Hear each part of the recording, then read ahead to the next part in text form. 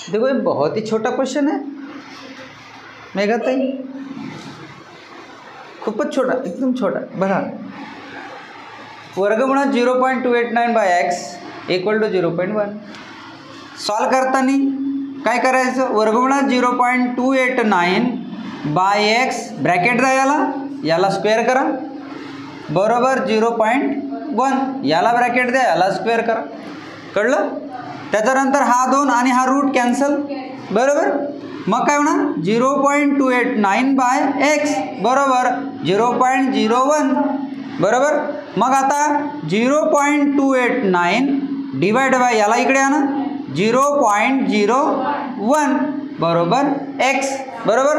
आता पॉईंटच्या नंतर इथं किती आहेत, 3 अंक आहेत आणि इथं पॉईंटच्या नंतर 2च अंक आहेत. मग एक शून्य द्या याला, कारण पॉईंटच्या नंतर 0 समान व्हायला पाहिजे, अंक समान व्हायला पाहिजे, लक्षात ठेवायचं. मग बघा हे पॉईंट कॅन्सल झाले, हा 0ची काही व्हॅल्यू नाही आहे. मग आता 289 बाय 10. मग आता हा इथं खाली एक शून्य आहे म्हणजे हा एक पॉईंट येईल 289.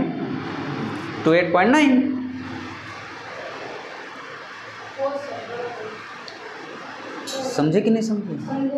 ठीक.